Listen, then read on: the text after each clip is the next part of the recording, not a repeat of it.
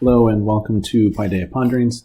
I'm Dr. David Stanton, headmaster at Oakdale Academy. I just want to take a couple minutes today and answer a loaded question that many people may often wonder, especially in this day and age when so many things are seemingly in upheaval. And the simple question is, why do students need school? Now, it may seem like an odd question for a headmaster of a school to ask, but it's one that I think is important to ask and one that I intend to answer, at least in part for you, and hopefully it spurs some thoughts of your own as you consider what to do for your child or children in the future.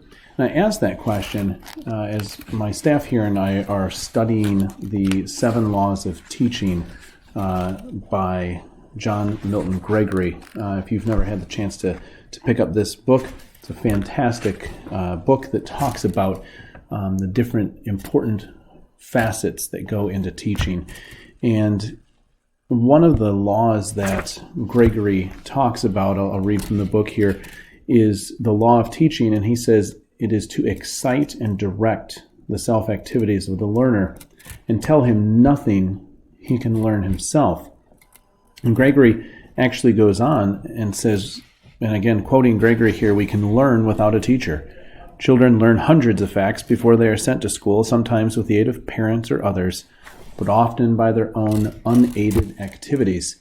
In the greater part of our acquisitions, we are self-taught, and it is generally conceded that the knowledge is most permanent and best in use, which is dug out by unaided research. And all knowledge at the outset must be learned by its discoverer without an instructor, since no instructor knows it. And I just think about the wonder of childhood and how students, or children rather, learn so many things well before the age when they would normally enroll in school. And it might be an odd way to go about answering a question, why school? But I say it because at a classical school, and a classical Christian school in particular, such as Oakdale, we want to foster that type of learning. We don't want to stand in the way of learning that children partake in of their own. Certainly, we want to make sure that a school is safe and orderly, but our job is to unleash and equip students to make sure that they are doing that which they most need to be doing and to learn in the way that they most need to do it. So I want to share the definition of classical Christian education that the faculty and staff here at Oakdale Academy have come up with. Our definition is that classical Christian education is a learning process in which teachers, we don't instruct, we don't model, we don't facilitate, which teachers disciple students in the appreciation of truth, goodness, and beauty. Using this Greco-Roman trivium, we do that to support a distinctly Christian worldview. And the whole process aims to inspire students to develop a life characterized by intellectual and spiritual pursuits and a sense of wonder. I can't imagine something that doesn't sum it up more nicely than that at a local school level. Our job is certainly to present certain curricular materials. Our job is certainly to present certain topics as we go through them and to work our way through a course of study and graduation requirements. But it ultimately boils down to we're not getting students ready for college.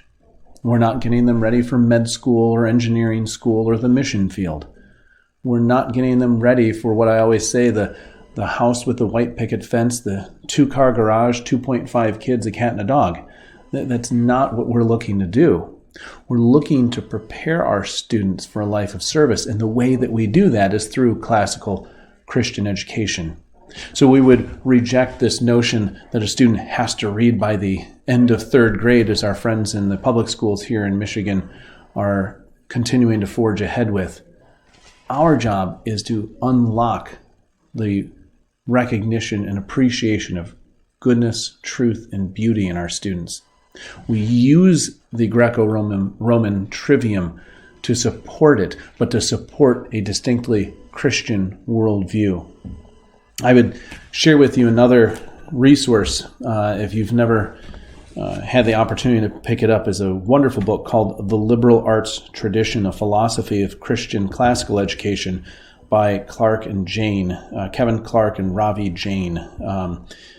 There's a revised edition that has just recently come out, and going through this book is a fantastic study of what classical Christian education is. Just reading from Peter Kreft's foreword, he says it's based on the tried and true tradition of liberal education invented by the greatest minds in history. Here, through this process I just described, you'll meet Socrates, Plato, Aristotle, Jesus Christ, Augustine, Aquinas, Pascal, C.S. Lewis. It is the best of the old and the best of the new. It is not the politically correct education offered by our ever-declining and continually dumbed-down state schools. In fact, it compares to that as a Jane Austen novel compares to a pothead's addled dream. And even in a humorous way, what we do, we don't worry about state graduation standards because we exceed them anyway.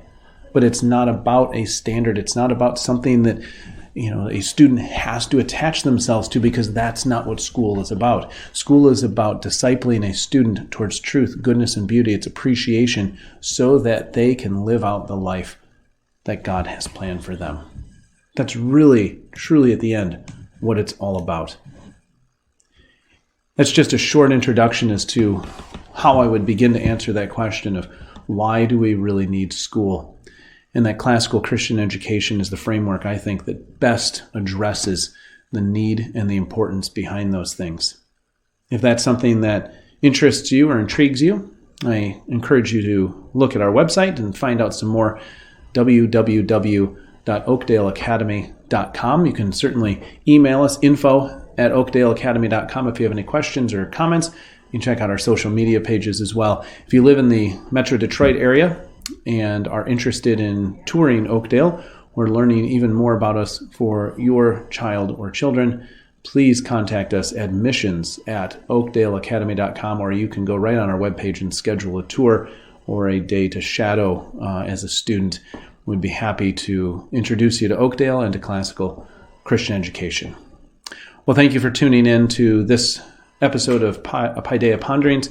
It's a pleasure to share some of my thoughts with you. And again, as always, welcome feedback. I'm Dr. David Stanton, headmaster at Oakdale Academy. Thank you.